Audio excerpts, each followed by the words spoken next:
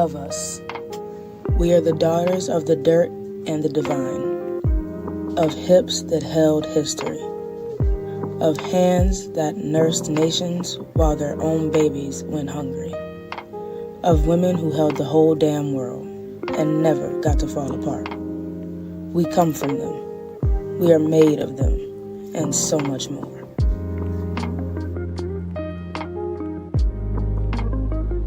Between us, there is a sacred space where silence used to sit, where wounds were inherited like names, and love got tangled in survival. Between us is where the ache lived, and where the healing had to begin. Between us is messy, but it is ours now. Through us, we are the filter and the flame. What broke them might have bruised us, but it won't bury our daughters. Through us moves the reckoning, the repair, and the rewrite. Through us flows what they weren't allowed to feel, and what we're finally learning to say out loud.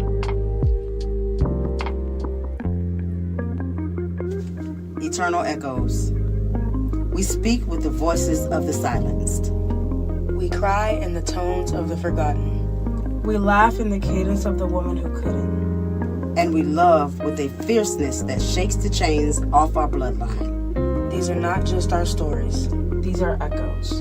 And they are eternal. Hey, we did a good job. We did a good job. Yes, we did. Yes. Welcome to our mother-daughter podcast. Yes. Man, I don't have Brian here to give this the, right. That should buttons, be hilarious. hit the buttons and all that good stuff, right? So the reason we decided to do this was because we have come a long way. We've come a long way, and breaking cycles is hard, and especially between mothers and daughters. And I have seen over time in my own life and professional life, just across the board, the divide that exists between mothers and daughters. There's so many heavy mother-daughter wounds, wounds, not wombs. But that's the inside joke. We'll tell y'all about that later. But there is such a divide between mothers and daughters, especially in the Black community. I can't speak for other communities. It may be heavy there too. I do know in the Hispanic community it is, but there are such heavy wounds in the Black community between mother and daughter that it completely destroys us. And I believe that it contributes to, I guess, kind of the fall of us as women, right? Because when we collectively get together as women, when we can bond together, like, we are a force that nobody can beat, right? But because of that divide we have starting between mothers and daughters, that gets broken and everything else falls apart, right? I've watched it cause a rift between sisters. And then if I tell my clients often that if you don't have a good relationship with your mama, like, how you gonna have a good relationship with other women? Because that is the first woman in your life, right? Just like we tell men. And so we felt like that needed to be healed. And we felt like we've done a good job up until this point of healing that thing. And we wanted to talk about it. So we are bringing our relationship to you, full transparency, speaking out loud, being honest, and telling you what we have done over time. And we are not experts at all the things. We don't pretend that we know all the things and know all relationships. We know ours, and we know what we've done to get to this point. And sharing that and using our testimony, if you will help others, right? So y'all tell us what y'all thought about our intro. We really worked on that really hard. We did. Yeah. Multiple takes. multiple takes. So the title, of us, between us, and through us, was also a lot of work to be done with regard to figuring out what encompassed what we wanted to be and do and present to the public. And the of us refers more to, we wanted to check the ancestry because we come from a lot of strong women, right? And so we said of us because we are of a collective of ancestry, beautiful lineage, right? And there were things that got broken back then. And I like to refer to slavery a lot because that broke us as a people a lot. And there were things broken even then that we are still suffering from now. So we want to be sure that we acknowledge them and what their struggle was, what they went through, and how hard it was, because they didn't have what we have now in order to heal from the things they need to heal from. We had it between us because it's between us, right? Like these relationships are between each of us, right? Between sisters, between moms and daughters, um, and each level as well, because Nay is my oldest daughter, Gray is my youngest, right? And there are lots of other daughters in between. These are my biological children, but we have lots. They have lots of sisters, right?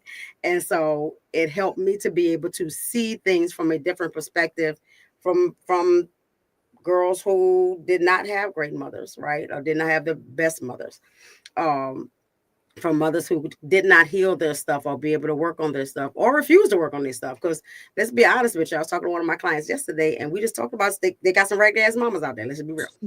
Let's be real. Right. Speaking of which, I didn't say Happy Mother's Day to the mothers out there. Yeah, Happy Mother's Day, Mom. Happy Mother's Day. Thank you. Thank you. Me and Gray are also mothers. We have dog moms. Yeah. We have 3 dogs combined. Yeah, Gray has 1 daughter. I have 2. They are cousins. Turtles. Yeah, and we also have red ear sliders. They're pretty awesome as well. So pet moms are moms too. I'm just saying. You know what I'm saying? Right. We do. They're a lot of work. So they are a lot of work. And you best to tell me Happy Mother's Day to me. Happy Mother's Day, y'all. Happy Mother's Day. Thank you. Yeah, that's real talk. That's real talk. I also want to take the time to acknowledge those people who don't fuck with Mother's Day. Because maybe you have a ragged ass mom. Right. You know.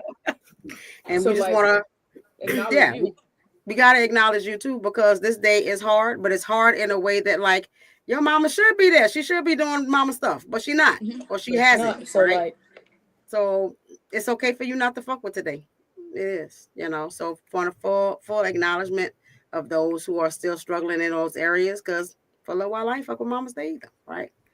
And also I want to give a shout out to those who whose mother has gone on and is not in this body anymore. Still ever present in the spirit, but you don't have her physically here with you anymore. And today is probably hard for you. And so I want to acknowledge you as well, and say our heart is with yours and we understand. Right. So we're going to get into our podcast show and talk. Right.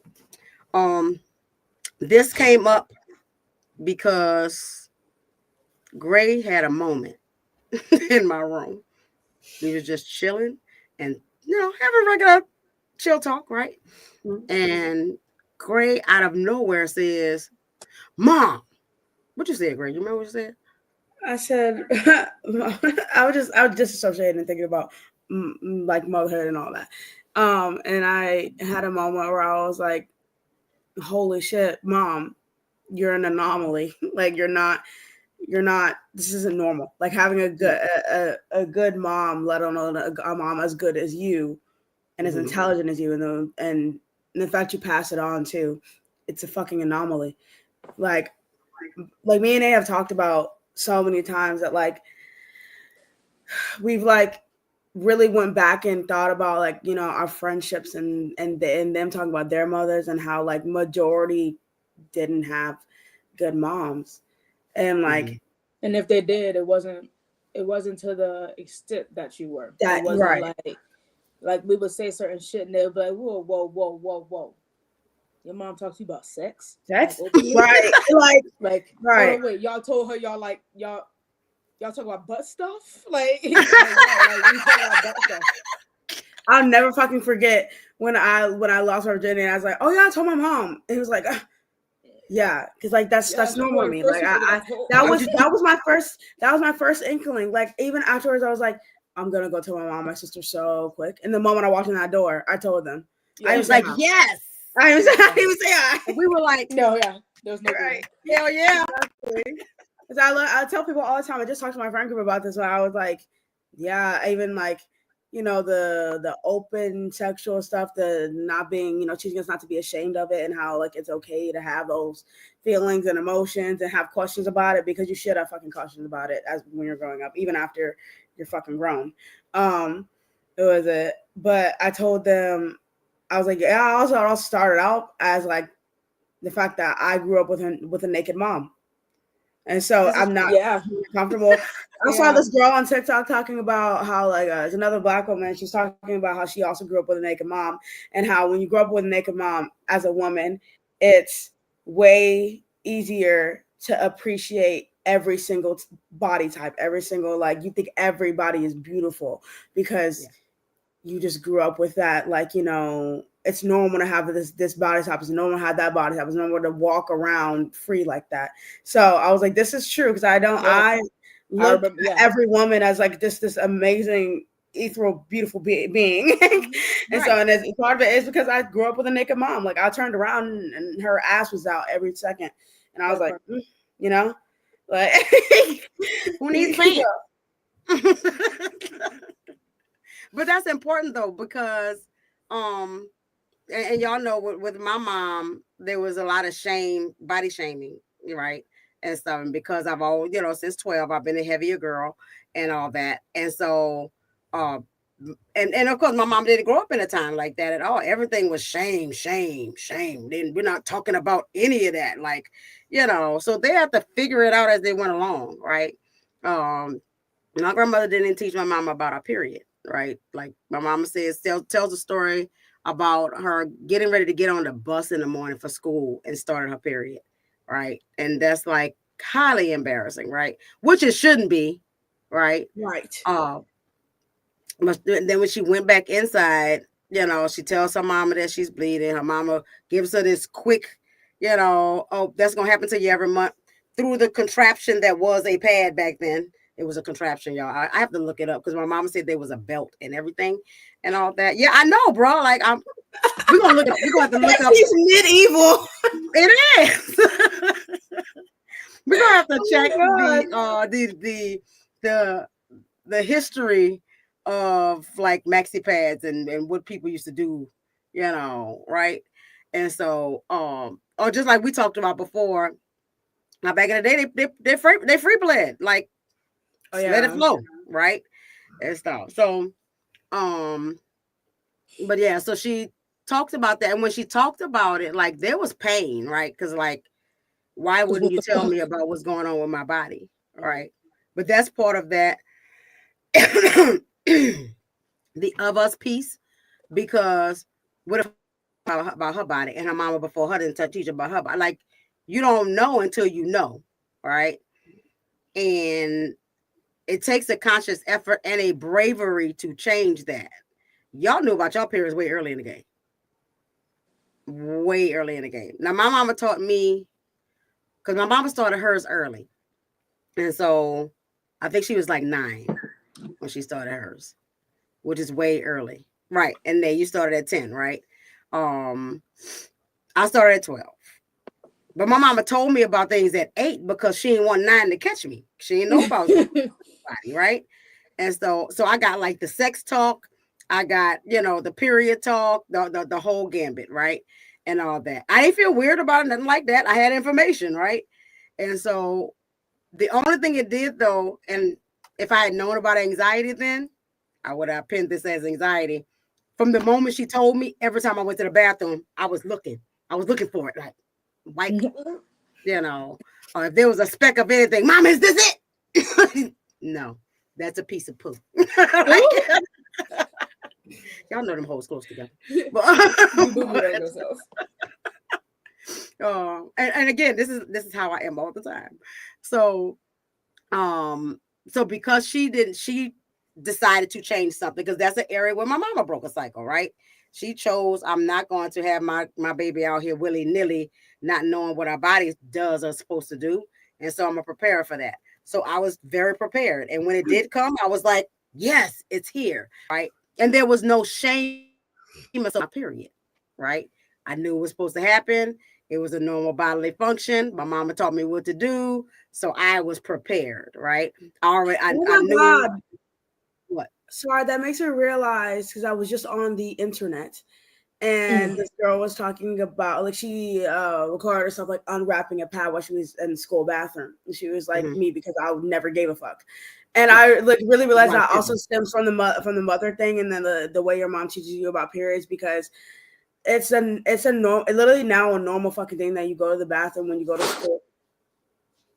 oh, was Yeah, I that think sugar? your dog is making a ruckus, but Okay. um, or is it that you go to school and you're like scared? You have to go whisper to your friends, "Hey, do you have a pad?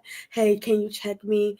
Like, Like, why are we and doing you're like that? slowly unwrapping the pad or the tampon in the bathroom. So no, and you're in a girl's bathroom, like, and it's so fucking crazy that like we do that now. It's That's like taboo it's a between us normal as thing, women. right? And Right. so it's like and then it's so crazy because like then every girl knows the smell of a period, and then Right. you go to the bathroom and you know that someone is in their period and they'll say something out loud. But now that I'm thinking about it, it's usually stems from their relationship with their fucking mothers. I'm gonna sit there and I'm gonna judge because my mom taught me to judge when it's a normal body thing, it's a normal humanly thing that happens to women.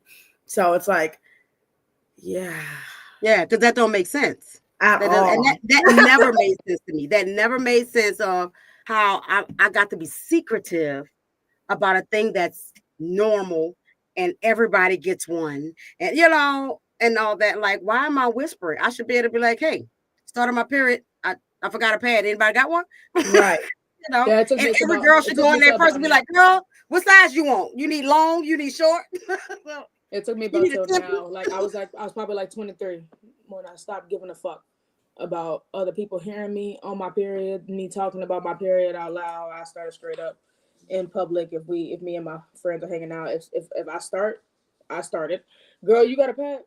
Right. I stopped being embarrassed about it, and I think like senior year, I don't know, a lot in my senior year, a lot of fucks were just like out the window, and so Yeah. and that was one of them. Like, and I was just like, when I was on my period, I just went straight to ask my friend. I don't care how quiet the class is, because I don't know if I could tell by a woman.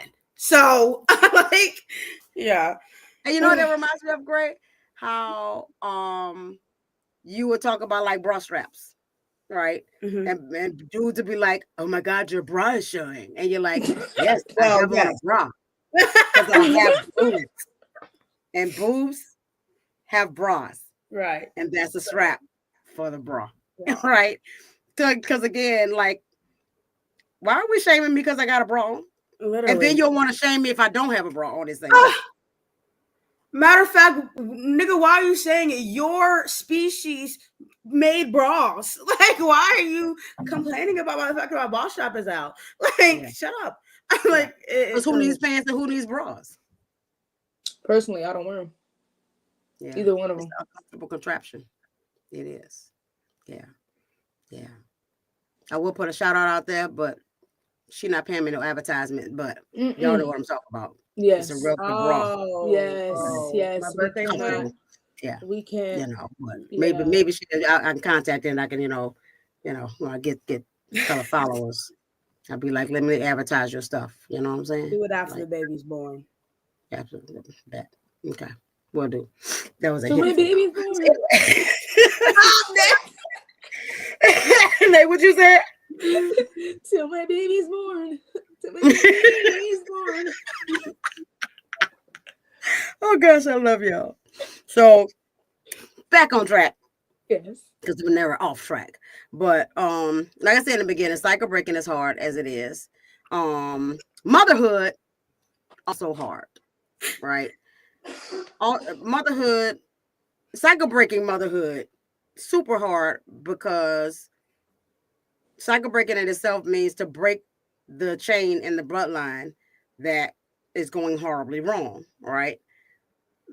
That means I got to go against everything before me. And one way that is hard is that old people like their way of doing stuff. They feel like their way of doing stuff is the right way of doing stuff, right? Mm-hmm. So if I go way back to when they was born, I remember my mama. First of all, my mom was mad because I would not let her take over, right? Mm. Um, It's not your baby. and huh?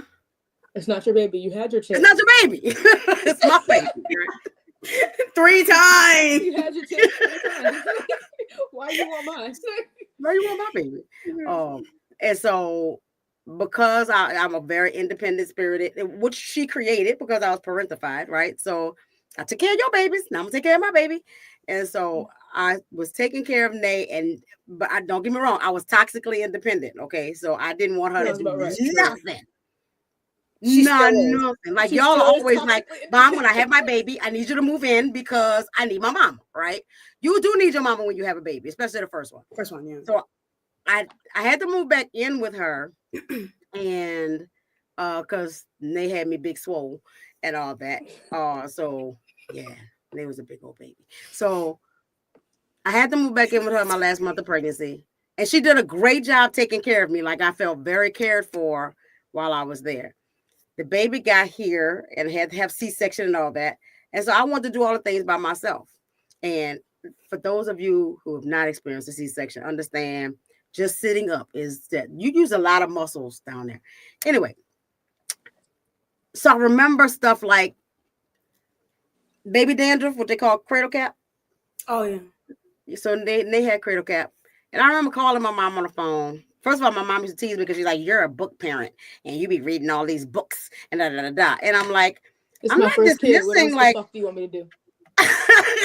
you're supposed to listen to the old school. That's what you're supposed to do. Listen to all of and But if again, the old school didn't do, if I had witness to how the old school didn't do that bang up of a fucking job, why the fuck would I go back like my father thinks? I don't like how you raised me, so why the fuck would I go back and be like, hey, Dad, tell me how? No, bitch, I'd rather go to a book than go to your ass. Right, exactly. So, and again, not dismissing completely what the old school got to say, but we got to mix some things in, right? We got to explore some stuff. We know some old stuff now, right? And all that. So, yes, I would read books, but I still wanted my mama's advice, right? So, I'm looking in the scalp and it's big giant flakes. And also, I called my mom. I was like, I think they got cradle cap and you was Nene then, I think. Yeah, I think you started out as Nene. But anyway, baby Nay. Oh, sorry, ADHD, y'all. Okay, so, baby Nay. So I remember calling and say, like, I think she got cradle cap. What I'm supposed to do? My mama with full attitude said, look at one of your books. Sorry. You know what? Fuck it.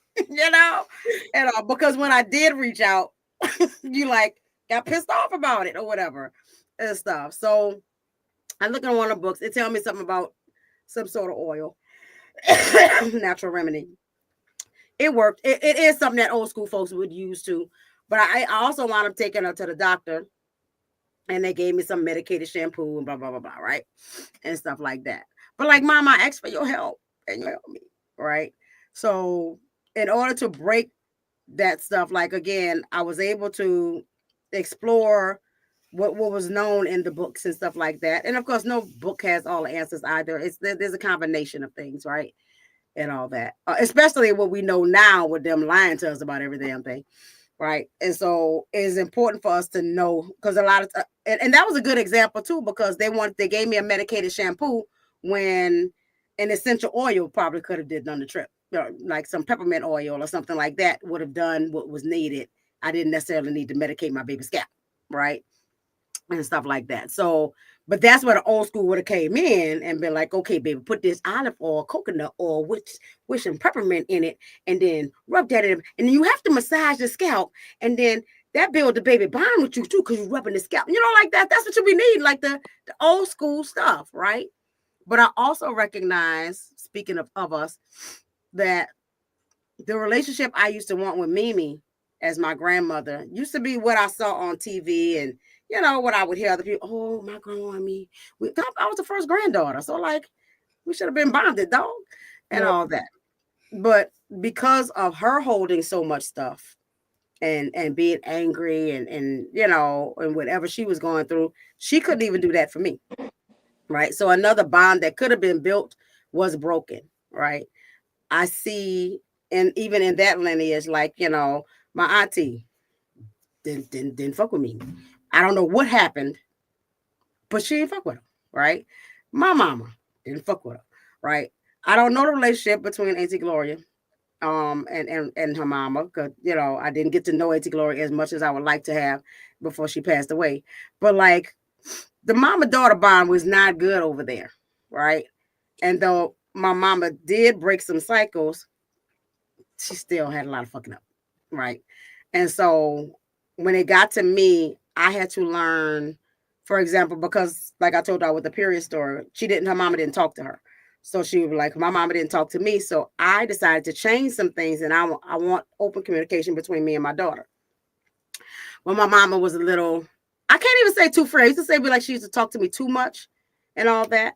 But I don't think it was so much of that, because with y'all, I kind of balanced it and was like, I'm not your friend, but I am friendly, right? So you can come and talk to me about the things. I ain't gonna judge you. I ain't gonna holler at you, nothing like that. But I'm still your mama. My mama did not find the balance there between I'm your mama and I'm your friend and all that. So it got mixed up a lot. So I thought we was besties, and then all of a sudden she won't tell me what to do. I'm confused, right? So I was able to break that cycle further and have a balance with that with y'all. Even though I am out there and graphic, and sometimes I do too much, and that's okay because I am a lot. But my throat dry. Y'all see, I keep coughing. Yeah. You know, is there any? Are there any spaces that y'all see that I've talked about in the bloodline that's specific to y'all that you either appreciate or like you see a difference in, or like, you know, what do y'all see? That's because I know y'all see like there's a drastic difference, but the first difference being drastic, you don't call us fat asses. I was just about to say that. Yeah. Okay. Thank you for not name calling like at all. Sorry, go on. I was just saying thank you for not name calling. Okay. And I was specific with, because my mama called me fat a lot. My mama also the bitches and the hoes, like on the straight up, like bitch hoes and motherfuckers. That's what we was, right? And she thought it was funny too. She would be like, I was the hoe and my sister was the bitch, my brother was the motherfucker. Oh, like nicknames. Little nicknames.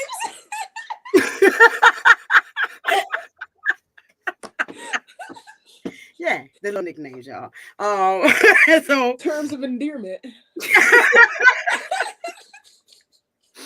you know how God women do. Women be like, bitch. It wasn't like that. Mm-mm. It was like harsh. Like, bitch, come here. Like it was my name. Like, yeah, that's not cool. But so I went out of my way. I'm like, I'm not going to do that to my babies. I'm not going to name call them like that, right? And I remember specifically, I ain't know if I said specific, that Gray, when you went with your dad, with your father for that period of time, and he gained weight. And I remember that moment with me and my mama when I came home from the summer, that the first day before she said hello, I was like, Mom, and she was like, you're fat. And I was like, oh. Right. She's told me the story so many times and it still shocks me because like what? Because like what? Right. So I was so intentional, you know, when I saw you had gained weight, I just come here, baby, you know, and all that. And I remember I used to grab your love handles and all that, right? But I also remember a moment when you were, there was some little cute chubby name or something I would call you as a pet name. I think it was just Chunky. I think you would just call me Chunky. Yeah, Chunky, my Chunky baby or something like that, right? I remember sitting in the car and you were like, Mom, I don't like that. I know you don't mean it in a negative way, but it makes me feel subconscious about my body and all that. And immediately, like I could have very well been like, girl, girl, you Piddle know farting me. around. Yeah. But immediately, I took stock in it and I was like, if you don't like it, even though I don't mean it, for me, it was like accepting your chunkiness, right? Yeah. And all that. But for you, it had different meaning. So I stopped. I stopped at that the last day I said it, Easy right? peasy. And all that. It was So too like literally like dead ass. She never said it again. never said Like, it again. ever. So much so I couldn't even remember what it was just now. Yeah. But that's intention. That's listening and that's intention. Because it don't matter what I meant. What matters is what you felt. Right. And so it helps. I ain't gonna say it. You tell me how that helped you. How did it help you that I didn't like body shame you at all? And I'll tell you what I think. What I It helped me build my own confidence, like myself, if that makes sense. Like not to have like any opinions on me, like almost at all, unless y'all were calling me pretty. The most and that was in middle school, so like that's why it affected me so much. I was trying to, hormones, trying to still love everything about me because I am in this weird space in life. And so yeah, but it helped me also acknowledge that or realize that you care and you care enough to do that, to fix it immediately. Like and I can't say it also set my standards up for a lot of like friendships and relationships and all that, because now like obviously I use all good relationships in my life, whether they're not even currently here or still here.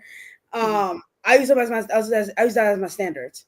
And you helped me a lot with that, because now it's like I say hey to somebody, hey, I don't like this. And it's like and it's an easy fix. Like it really is a thing that like, you can fix right now. And say they didn't, I'd be like, okay, well, I don't think I can fuck with you. Now I have that standard of, well, if my mom could do that for me, you definitely fucking can. Yeah, come on. I have the same thing that Gray has. Y'all hear me say it all the time, especially when people talking to me out the side of their fucking neck. I'm always like, my own mama don't talk to me like that. So watch yourself. So if my own mama can speak to me with respect, bitch, so can you. Right. Like, yeah, I can feel that. And because the opposite happens with me too, because y'all remember when I had that fuss with the old homeowner and all that, where she triggered me because she was talking to me crazy, right? Yeah. And that's the first thing I said was the opposite of that. Wait. First of all, do you think you my mama talking to me crazy? Right? So it was still the effect, but the different effect. Like my mama talked to me crazy and I didn't like that. So you about to get the business, because I might not have been able to get the business to my mama, right? And at some point I did give her the business, not harshly and nothing like that, because I still did my best to be as respectful as possible with my mama. But there had to be a point where I was like, you are not going to talk to me that way. I am a human being. I am a woman, right? And I remember one instance where I think I was 18. And she did start talking to me crazy. Was mad because I remember this one. She was mad because I disagreed with her and I would not concede. And so my mama got ready to reach across the table to hit me. And I remember standing up and pushing back from the table, right? And I was like, your big A? I got big A. Girl, if I didn't have respect for you right now. I said, yeah, no. This is jail time, not grounding. Like this, I don't go to my room. I'm not punished. Fucking charges, right? We're about to throw down. For real. I had a presence of mind thinking of charges, but I was like, yeah, no, you're gonna stop hitting me now. We're not doing that, right? And it's just a disagreement, right? You have to fight me because I disagree with you, right? I said, no, I don't agree, and you said, bitch, what?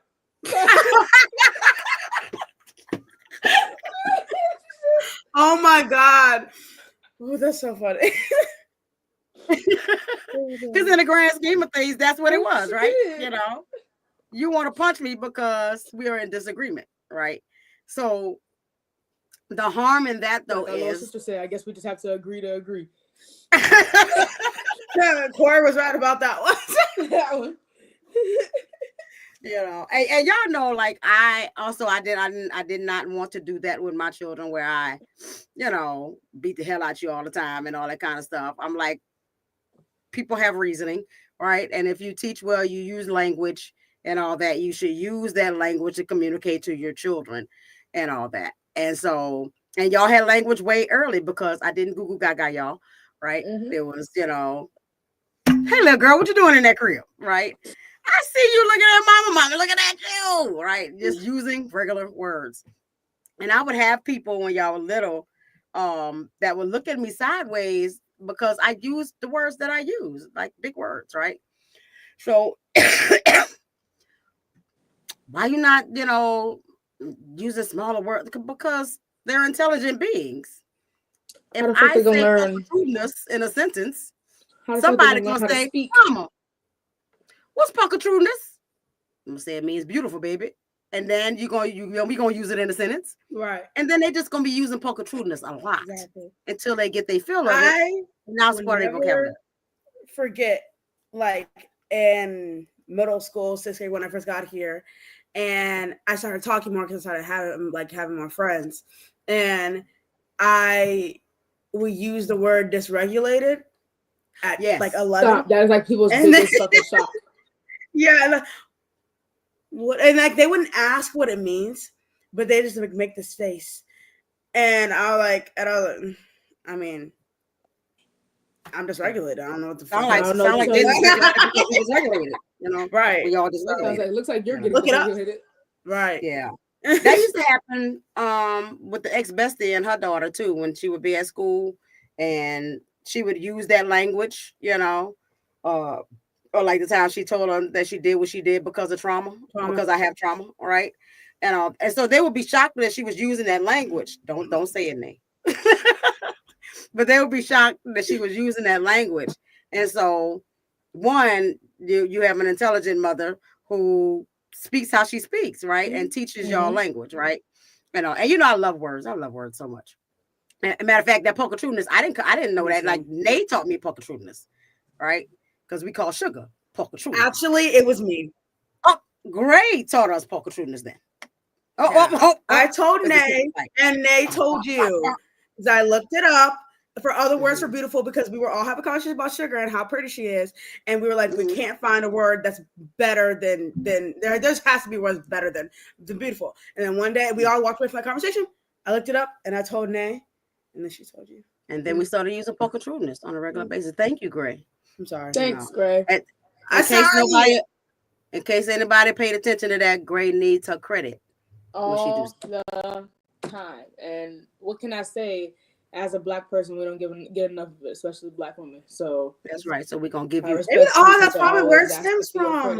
Oh, look, we made a discovery today. Wow. Say thanks, Nay. You know what else it is? Thanks, Nay. You're the baby of the family. Oh yeah, I was about to say that too. You said what now?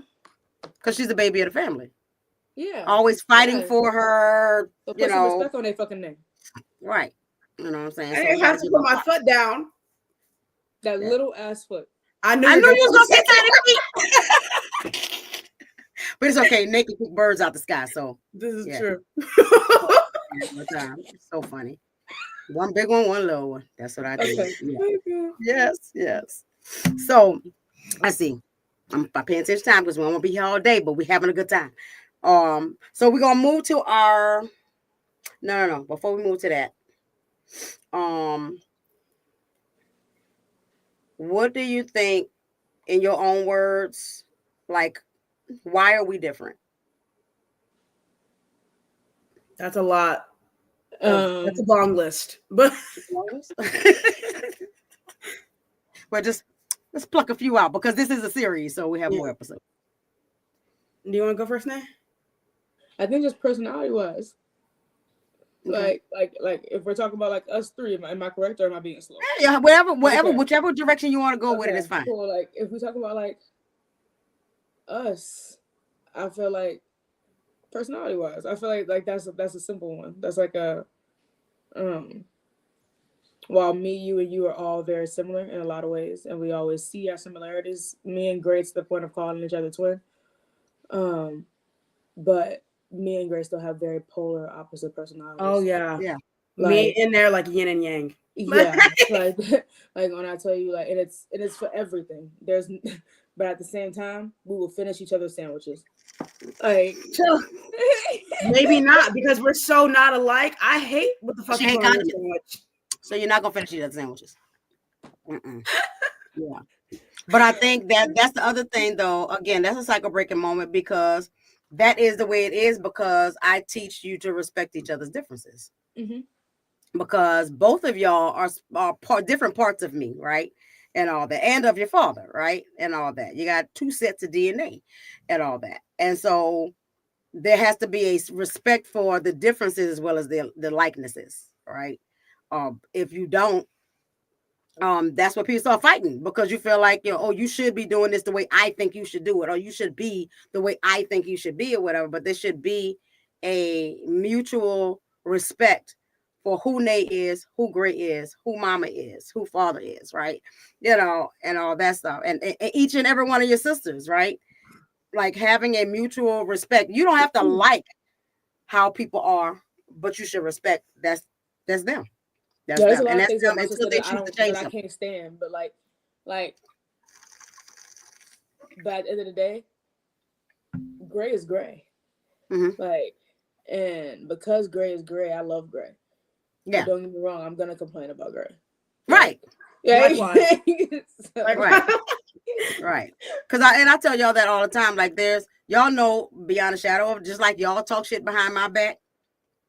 Me and Gray get together and talk shit about Nate. Me and Nate get together and talk shit about Gray. But it's things that we are not afraid to go to each other. We rag on you, Mom. I know. Get together, we rag on Mom. But the here's the respect level though, is nothing that you wouldn't say to my face. Absolutely not.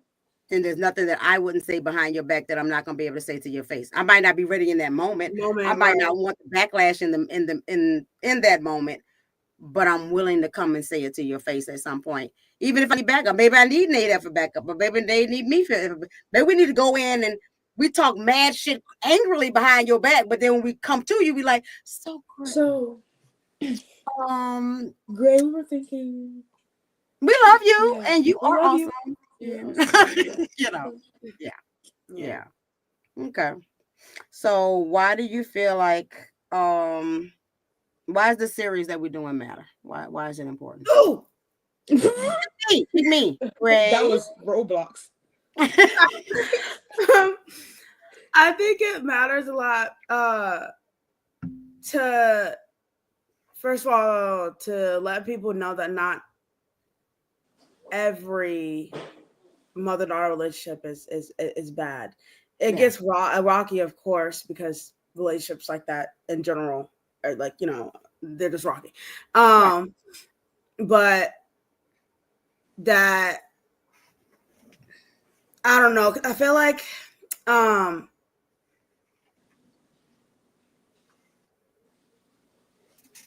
hello, sorry, brain fart. No, it's okay. And I was starting to brain fart with you, so we became. Yeah, I said Gray's leaving, so am I. Yeah, I'm back to the podcast. Yes. So is it. It's also good for acknowledging that we do have a good relationship and not suppressing that because we know majority of mother-daughter relationships aren't fucking good. Like I really, in the past year, especially with having the best friend that I have and her mom being horrible, I've really learned how to not suppress my good relationship with my sister and my mom just because other people's are bad. And I know that we can't be the only daughters with amazing moms that feel bad because we have amazing moms. And so And I think it helps them a lot too, be, you know, letting them know that, hey, look, it's not, you can acknowledge it. You can say it out loud. You cannot feel bad when, like when your friend was talking about how shitty their moms are and you're there like, like, I don't know what y'all want me to say. Cause like, I love my mom, you know? Sorry that happened to you. Right. I love my mama down. And so, but also, man, that's no survivor's guilt. That's like yes. when other people are having a thing but you don't have that thing. But you know, the natural inclination is to want to connect to other people and their stuff or whatever. And I'm really proud of y'all for, because I remember when you were like, I just be quiet, I don't say nothing. And then you started being like, no, y'all, my mom's great. No, I like to use that. I like to use that as a teaching opportunity because you'd be shocked the amount of people that don't know their mama suck. So yeah, oh my god, I was putting that up earlier. So like people will be like, you know, because my mom, like, she just don't do that for me. Like, you know, the other day she just didn't talk to me my period. They think that's what moms do. And I told her that like something was going on, like I'm in a lot of pain, and she just didn't give a fuck. And I'm like, girl, my mama has never done that to me in the face of my entire time living on this earth. In fact, here's what she did do. Here's what your mama not doing right. You want to talk to me? Right. And you know what? Because obviously you're stuck. Right. That is still a thing that I am doing with my best friend. Like, we've been friends for almost 5 years, and like this coming November. And the way when I first met her and first went over to her house, and her, like, I was just, you know, I'm just an observer. So, you know, of course I said hi to her mother and yada yada. And I like looked how they interacted with each other. And literally, I think our second or third hangout though, I asked her like some questions about her relationship with her mom, and she was just saying this horrible shit so happily. And I was just like, how does that make you feel? Because that's not. Yeah, you're a victim. And then like the more we're friends, the more I'm explaining stuff to her, the more like she saw the comparison between. And oh my god, it clicked when she came to my house for the first time. Yeah, that's because it was like an actual representation of actually how bad her and her mother's relationship is. She knew it was not good, but she didn't know to the extent how bad it was.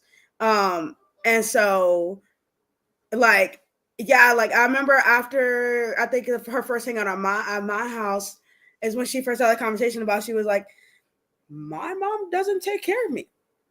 Yeah. Like mentally, financially, anything like that. And I was like, girl, I've been new, but I'm so happy you acknowledge and you're realizing, you know, because Janae is right. Like majority of people don't know that the relationship with their mom is bad because they haven't met somebody whose relationship with their mom is good, so they don't have that example. And because that's just what they're used to, that's what they grew up to, that's what they're comfortable in. So it's like, well, you know, for them, when their parents do something bad and they get like a new shoes apology or let's go eat out apology instead of an actual apology, they're like, Black parents apologize. It's the best thing ever, you know. But because that's their standard. Like their standard is at like it's like the bare minimum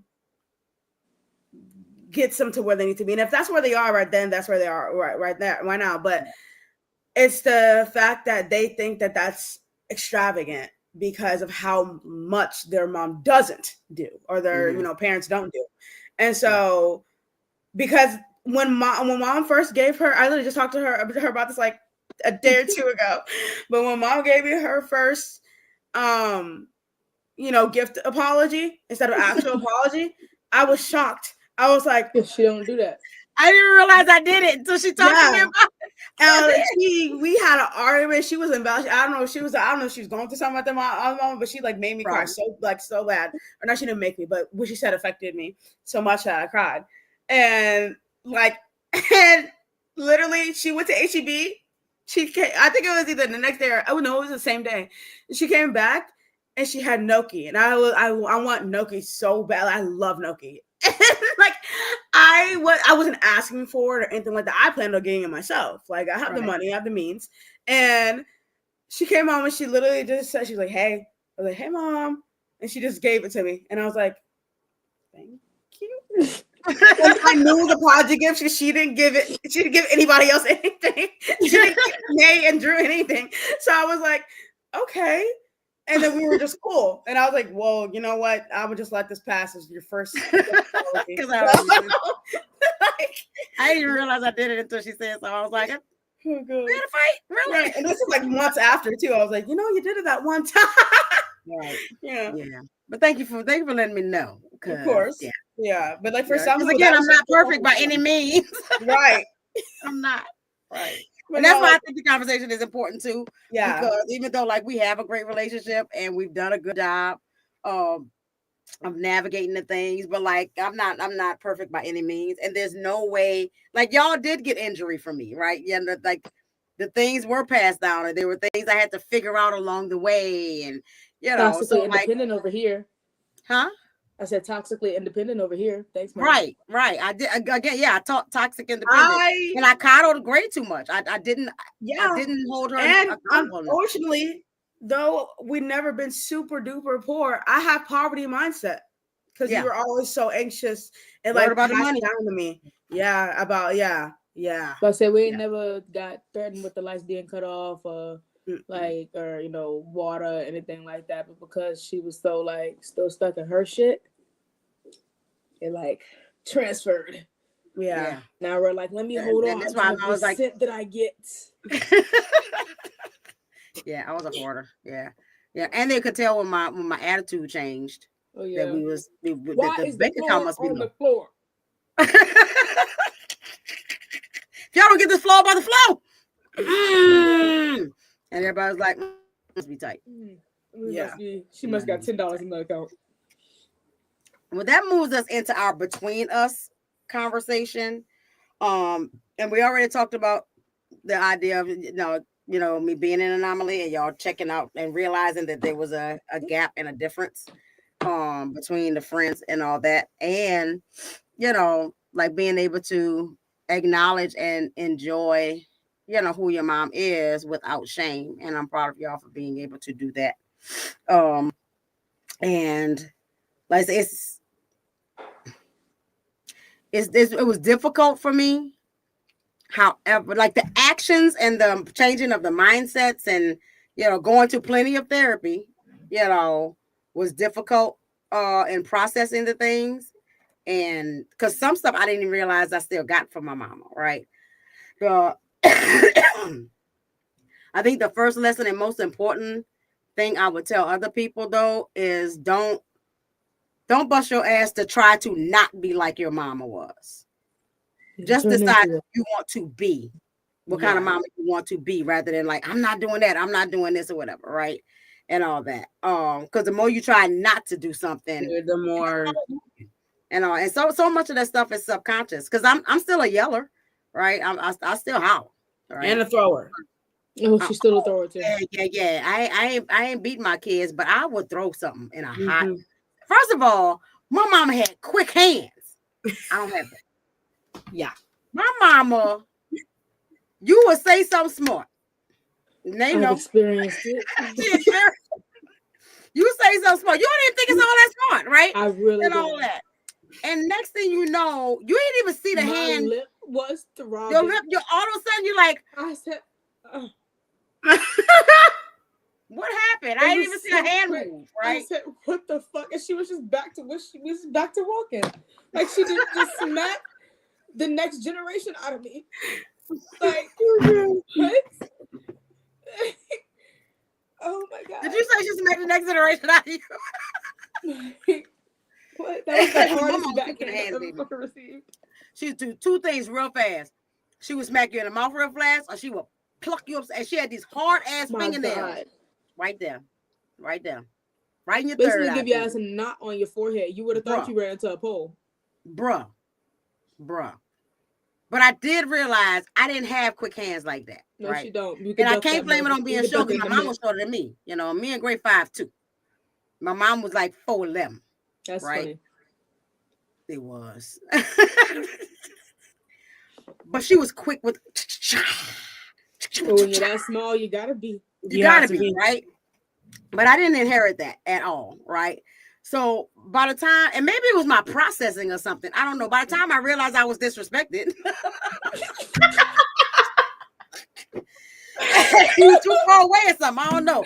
So I'm like, right? But you also gotta hand it to us. We've always had, like, me and Graham always had very sly ass disrespectful comments. Like, they're very like, under the radar kind of disrespectful, where you gotta like double take and go, did she just fucking say that? Did she Like, because we were she never said like, something smart just now. Wait a minute. Why I feel like this? Right? I feel violated. Like, Violated.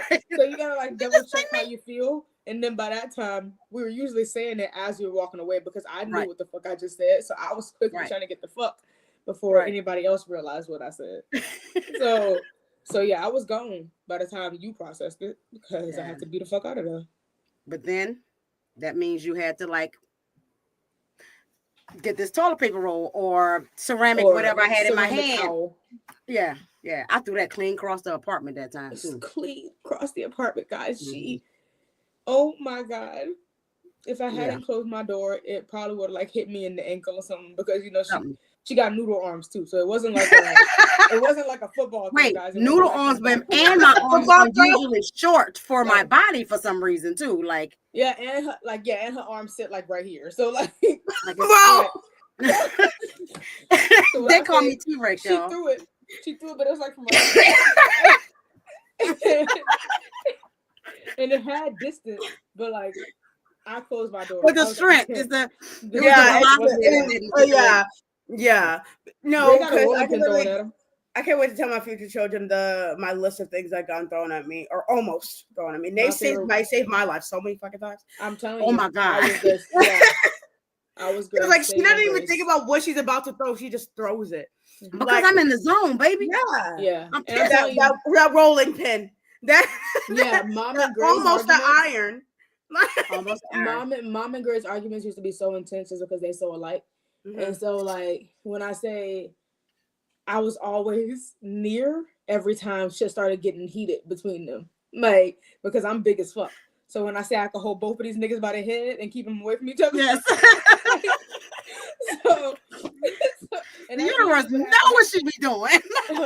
So as usually what has to happen, I had to step in between, because if Gray charged at me, I'm just gonna tackle Gray. And if Mom tried to charge at Gray, I'm just like tackle. And if Mom tried to charge at Gray, I just gotta kick her on her knees a little bit, like, and then she's gonna buckle. Like, no, not even that. You've had to like just push me a little bit to be off balance. And then she like tumbles a little bit because she also got no fucking balance. So, so I'm telling you, it's like World War III between them two. Every single time they fight.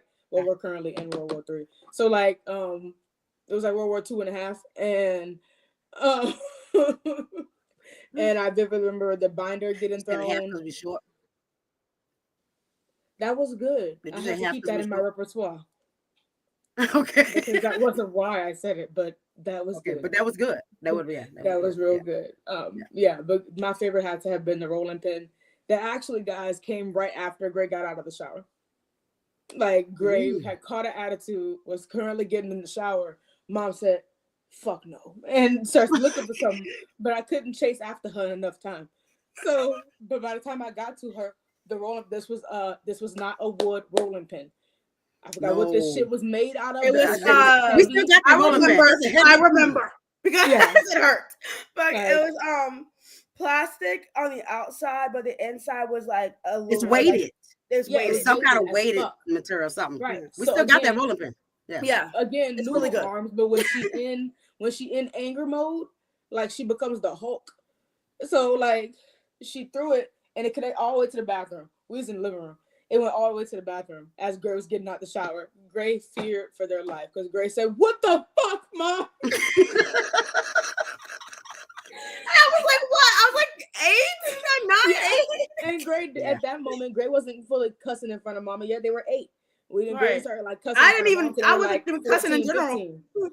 Right. So like that was like a genuine reaction to getting an aluminum rolling pin thrown at you. Yeah. Oh my God. Don't fuck with me because I will throw shit at you. I might not fight you, but I will throw shit. My favorite moment with that little girl, our little sister, was when the first time Mom threw something. Oh, you can feel it. Because I literally remember she threw I forgot, you were not home, But I was about to go hang out with my friend, and then she was on her way to pick me up. But Corey's getting real disrespectful, like really bad. And you know how in that 205, the shelf with the printer on it and all that stuff on it, and all had her pens, and that blue thing she had her pens and her pencils in. Corey's been real disrespectful. It's so funny because Kat was like, I think she was in the house or she came right after this happened. But oh, sorry, I didn't mean to say her name. But no, she like covered up what Corey said, but I let it happen. But she like picked the nearest thing and she picked it up and she threw it at her. The pins like fell out as it was flying in the sky, but the fucking container hit her, and she was I forgot what Corey's reaction was, but I know it wasn't polite, but I was like, it's the first time forever. And I was like, if I had stuff to get thrown at me, you should have stuff get thrown at me. I was like, you need to experience it. So mind you, guys, I don't want you to think that she was just a thrower for no fucking reason. Yeah. We usually were saying some out of pocket shit. Yeah. We had pissed her off to a certain level. This is probably her third or fifth time having to repeat herself to us. Right. Because we were pretty difficult as children. She tried to be the cool mom and we forced her to parent a lot. All I ever wanted to be was the cool mom. But people won't let me be the cool mom. So yeah, none of us. We gotta learn and we gotta grow, and there's experiences, and then there's emotional stuff because you're like middle school and high school, and like no mom will ever be a full cool mom. Yeah, sorry, it's just you can't be cool and be a mom. You just don't work like that. When you're a cool mom, you got children that are in jail. That's true. This is true. Yeah. When you're a cool mom, you just can't. You have to totally just not give a fuck. Yeah. Yeah. And again, it would have been a lot easier for her to be a cool mom if we had the other parent that participated in the parenting. But because she had to do majority of the parenting, there wasn't much room for her to be the good cop cool as well. Yeah. Like, But we had cool moments. Yeah, for sure. For sure. Especially the talks that our father couldn't handle with us. Right. She did. Absolutely. My favorite cool mom moment with her was when like, we can't date till we're 16 in the household. And when I like, y'all know who I'm talking about, but when I liked so-and-so in 8th grade so bad. Yeah, that was so cool. Now that you told me that you used to have an obsession with gingers like me, I'm now pinpointing it to that. Yeah. And I was like, oh, I like so and she gave me permission to date him. I was like, I'm 14. At the time I was 13. But I said me and you were appalled. Yeah, we were like, oh my god, what? Permission. But after we broke up, that was it. That was done. That was on. Yeah, that was done. Again, she's back to her rule of no, you cannot date. That was it. I think he was just her favorite. Right, you got it out your system. All right, back to the rules. Back to our regular scheduled program. Right. And part of that is like allowing you to experience the thing because that's the other reason too. We talked earlier about being free about talking about sex and stuff like that because there wasn't any mystery around sex. There was no, what is this thing they don't want me to be involved in, right? And then you go out and go and seeking it and all that. No. This is what it is. This is what it's like. Just like, if you choose to do it, let's talk about it. Let's, because again, and one of my one of my co-hosts, Brian, his ex-wife, who I call my sister cousin, she said once this phrase that I love. She was like, I can't tell my daughters what to do with their vaginas. It's their vagina. All you can do is educate. I can stick something in it. Right. Like, but my job as your parent is to educate you about that and teach you how to be safe and teach you about the emotional stuff and like all the things that's connected to sex or your body and all that stuff. Like my job is to teach you and educate you about that. Now you have to take that education and use it. Right. And my goal is for you to not make a move without coming to talk to me about it. Right. And made a lot of those. Right. Yeah. And also because that relationship wasn't secretive. Right. And also because like he was literally involved with my family. Like it was Right. a whole situation. Like Right. it There was was no amazing. moves made without Right. permission. Like when y'all was hanging Right. out, we knew it. We knew where you was. Like all of Exactly. that. Right. And So I so, think and then when provided a her a bit of protection. sexual this moment was did happen, I went to go tell her, and I talked to her about it, and it was like it wasn't shameful. It wasn't like I Yeah. wasn't in trouble, and the fact that I was comfortable with going and just talking to her about it, and she's my mother, says so much. Because I was just willing to go, even at 13, I was willing to just go and I say because there was not a lot of 13-year-olds that was going and telling their mama, hey, like, right. I talked to her beforehand. I talked to her afterwards. Yeah, I talked to her about how, I'm 13 and 14. I don't want to lose my virginity, but like, and I didn't, like, if I didn't talk to her about that beforehand, I would have like convinced myself that I wanted to because of, the How the brain middle. works. Yeah, but yeah. again, also the situation was very different because this little boy was probably one of the most Yeah, he was a respectful respectful 14-year-olds I had ever met in my entire up to that point of living. And a few years before that, had being 14, had never met any boy that operated like that. Like he damn near courted my sister, asked for my mother, asked my mother if he could take her daughter to go steady. Like, Right. How can you say no to that? Like, you old schooling it around here. Yeah, So may I court your daughter? It was very easy for mom to go, okay, we could let you experiment with this one. Like, Right. this is Right. safe. This is safe, right? So we're gonna move on to our through us, and this is what we carry forward. Um, so this is not a performative thing for us. This is truth. It's this real. It's You can't tell we've gotten talking distracted 15 real times. stuff. Huh?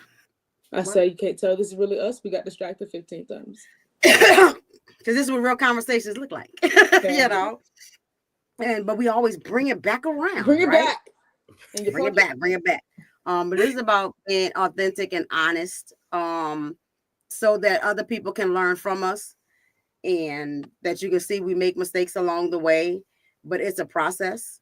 And if there are topics specific to mother-daughter relationships that y'all want to discuss, please let us know.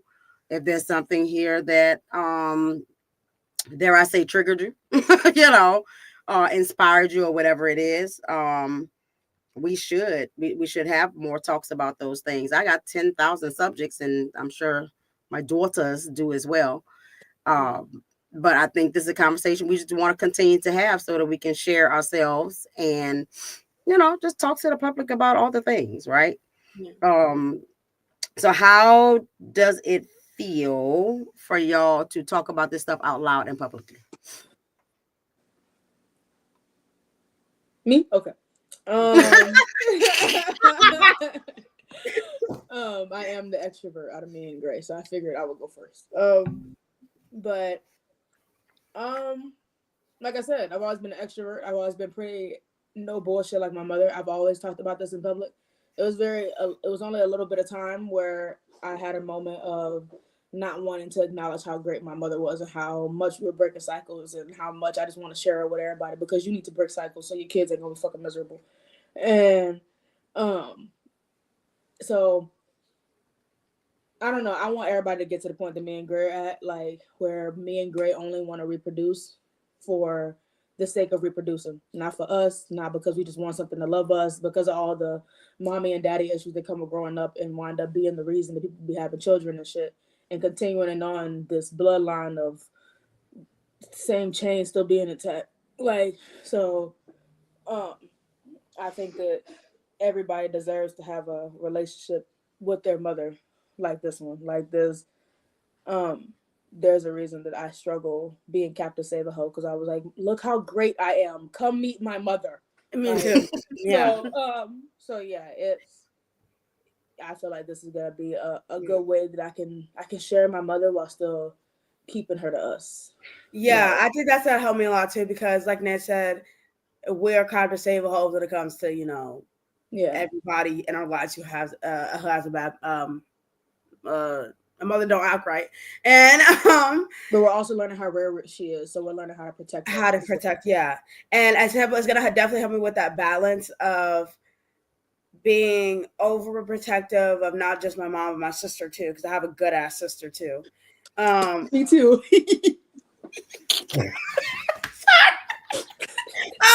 Yeah. um, so yeah, and I have this problem with, like, I'll give, them all, but then I think it stems from the moment that someone starts to, like, they indulge in it, but then they start not appreciating me or them in the way they should be Yeah. appreciated. I take it back. I'm like, Yeah. no, you can't have any We more. will take So backsies. We will take backseats, and and but then even when that doesn't happen, I get super fucking overprotective, and I feel like everything's gonna be taken away from me. But it's definitely, like, gonna help me not be so, oh, I feel like they're being taken away from me. I feel like, because like a normalized human being, I still have those insecurities Right. when it comes to, my relationships with people in my life. But I think it scares me because these two people are the most secure relationships in my life ever. Like, there's like no other person I would say I'm even this fucking close to, even my best friend, and I'm really close to her. So they are like this. yeah, we're like this. You're locked in. Mm-hmm. And so, and I noticed that, because like we said, that, like, we have all noticed, like, even with her, and I give my sister and my mom to her because she's the only child too. That plus a shitty mom. Yeah. Yeah. And You you ain't got don't nothing have else. anybody you go through We had this to with, share. Yeah. Because And going so, through stuff together as siblings makes a difference. makes it, you're right. And so, but then, I have moments where I was like, instead of noticing that I was feeling like my people were being taken away from me because of my own insecurities, start projecting it onto my best friend. Partially it was the lack of appreciation stuff, but partially was like, like, I look at it on her side, lack of appreciation. Partially it was of me being, insecure and thinking my sister and my mom being taken away from me. And Right. so, but it just helps me. It helps me Yeah. too, like, explaining my relationship with my mom in a non insecure way, in a non guilty way, because I'm not looking at other people's faces who actually moms and then being like, well, my mom's, because and then sometimes it feels like cocky to me. Sometimes it feels like when I am in a setting where people are like, oh, mom does this, mom does this, and they know that they don't have good moms. And I'm like, mine's amazing. It feels shitty on my part. So right. So to say it through a screen and not to look at anybody's face or feel ashamed about it, because I'm in a group of people where it's not shameful. It feels quite nice. So Okay. yeah. It does. It does. Y'all got questions for me before we roll? Yeah. Sorry. Go on. Okay. You have one. So Yeah. Silence. My question is, how does it feel to see the results of the work you've done with us? Like, Yes. that's your response? yes. Yeah. It feels awesome. It feels fantastic. It feels great. I, when I'm being a therapist in therapy mode, it gives me, because I use my stories in therapy to help other people with whatever they need, and it's helpful to talk to a mom and say, hey, nah, I've been there. My kids was crazy, I was crazy, but this is what we did. Crazy. As a therapist, I don't use the word crazy, but to be able to show people that it can be done, it's a great sense of accomplishment. I think part of my goals, just like I've always wanted to be a therapist, I've always wanted to be a great mom. right? Like that has always been a goal of mine. Is like I want to be an awesome mom, and I gotta be a better mom than my mama, right? I gotta do this better, right?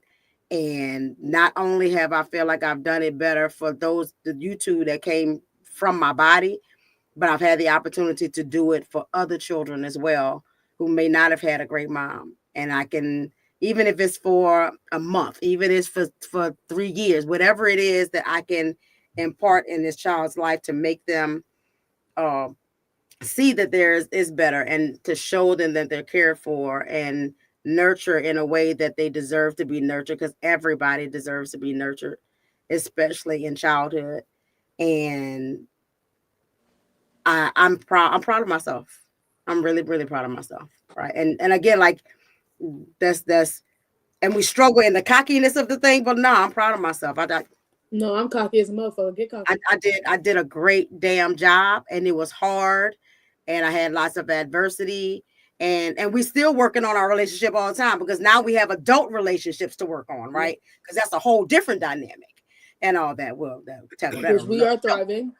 Because y'all are thriving, right? But like, you never stop being a mom. We say 18, but like, you never stop being a parent. Once you give birth, once you have children, you never stop being a parent. It just, the dynamic just changes, right? And so I want to continue, because I've watched people in their adulthood too. They're like, some moms are like, they're great until you make 18 and like, bye, do you think?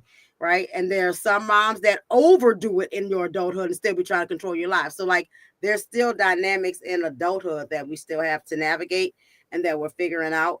And I'm excited about continuing to do a great job in that. And I'm also a mom who allows y'all to teach me.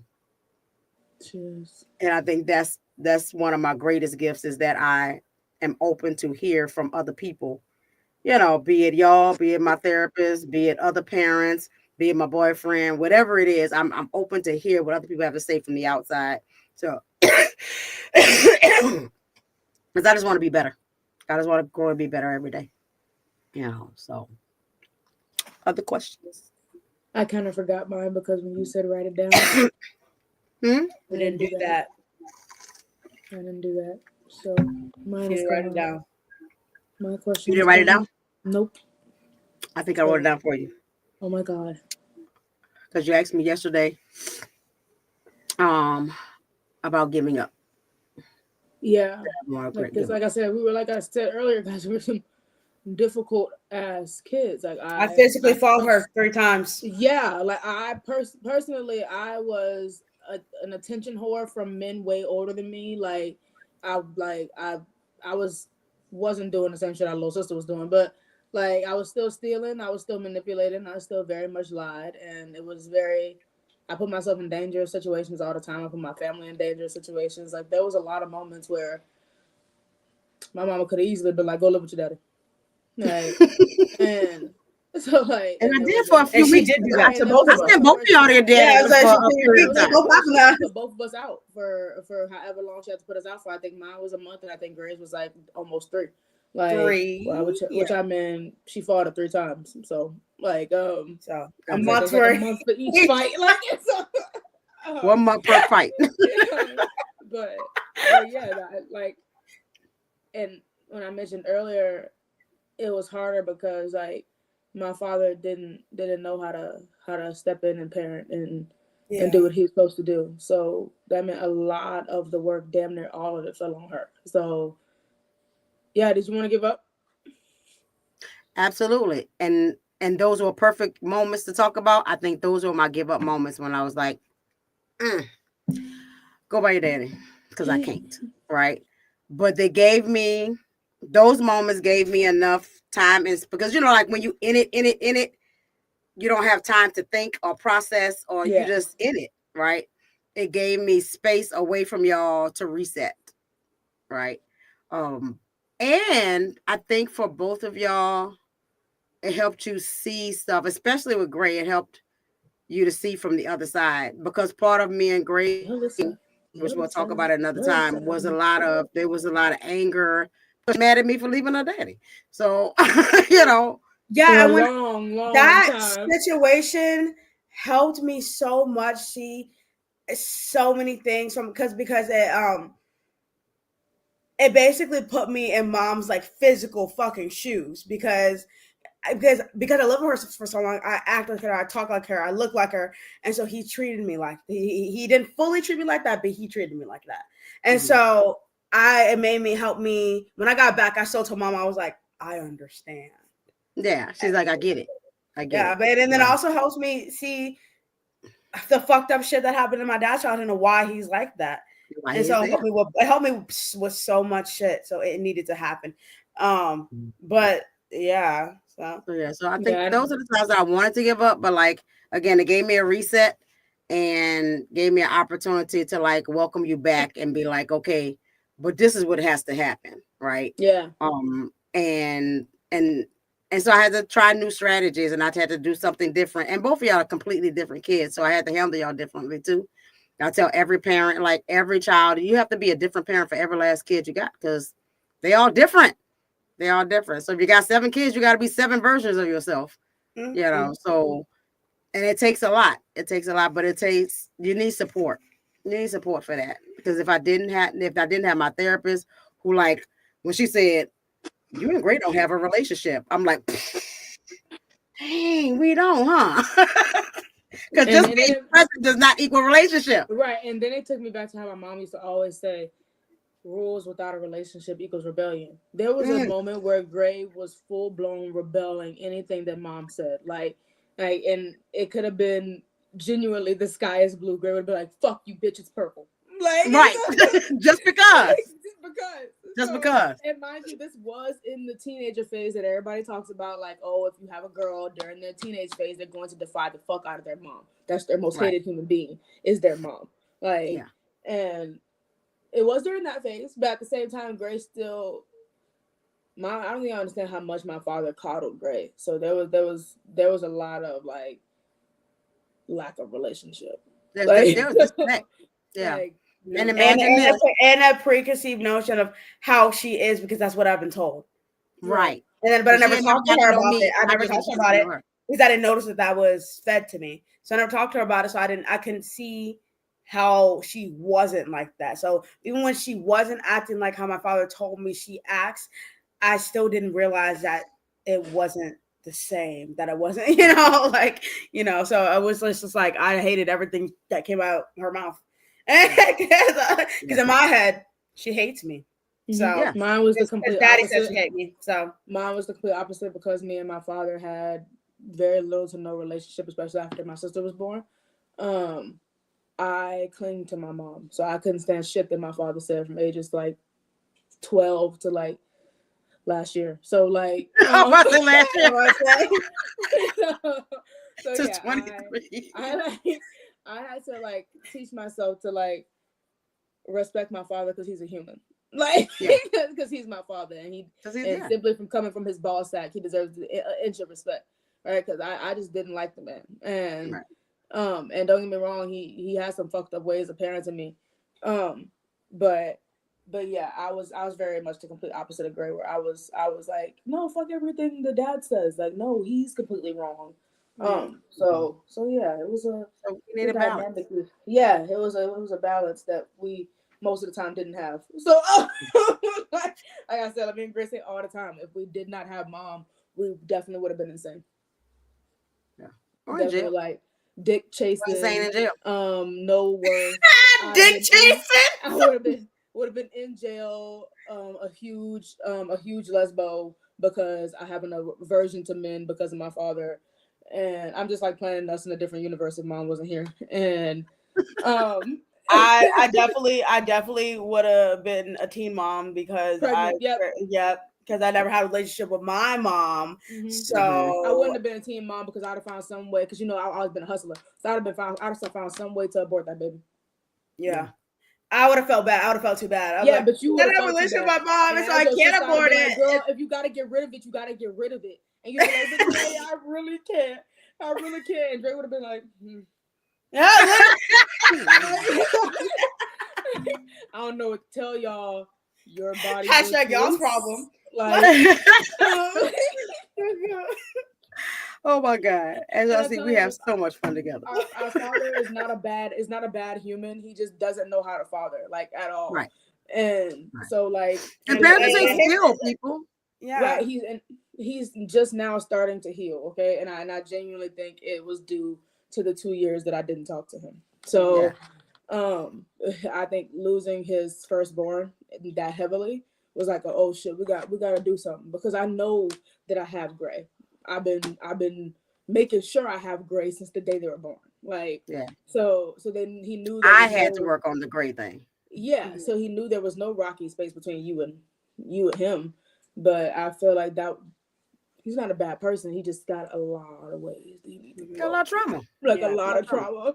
And we then talked about some- also it all worked out like in such a timely manner too with him, because like I said, after she sent me to him and him like not knowing that he's ranting, but he was ranting about like, you know, his trauma and all that, like that time that he told me about a panic attack he had, but said it wasn't a panic attack, but then told me he related to me, and I was like, well, you have anxiety. That was so crazy. No, baby, I don't think. She's like, my heart was pounding. I felt like I was gonna die. And I was like, well, that's what I feel So like every time I have a panic attack. Yeah. So, Mhm. you know, but That's the boomer in him. That's the boomer, right. Because Yeah, he is on the really edge of being a boomer. So. yeah. But I think it helped a lot in that time too, because I mean, I know my father.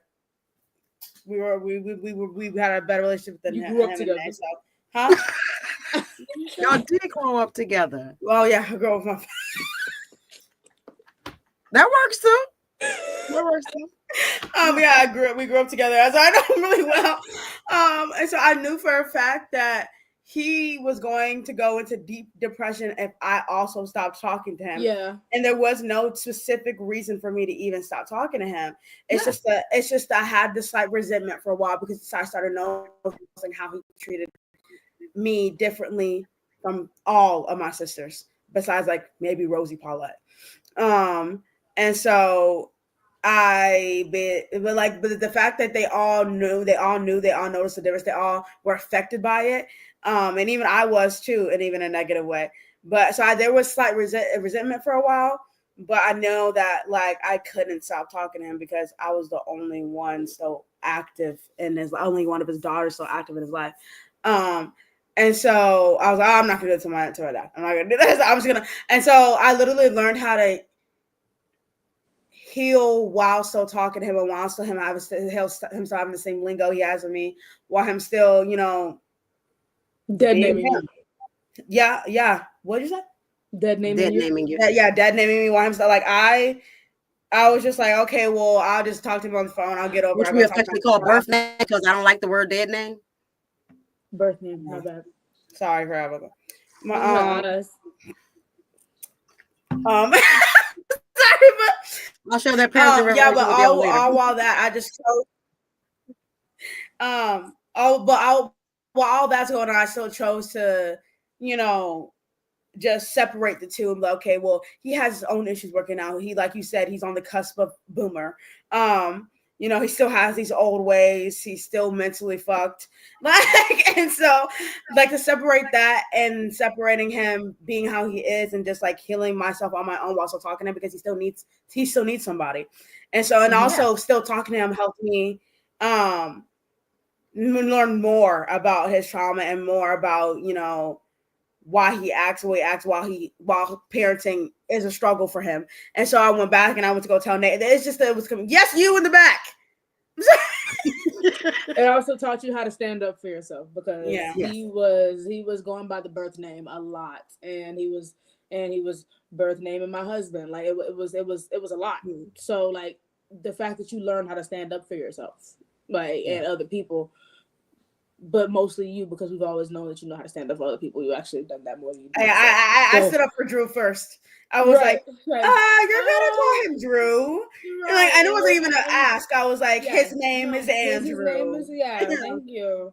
So like I feel like that was part of the reason as well. Not just things that benefited his side, but there was a lot of things that you learned from basically having to stay in contact with him. Yeah. But, absolutely. And then also like thank you. But like I also learned a lot not to feel bad because have guilt. Yeah, have the guilt because I was still talking to him. Like I Yeah.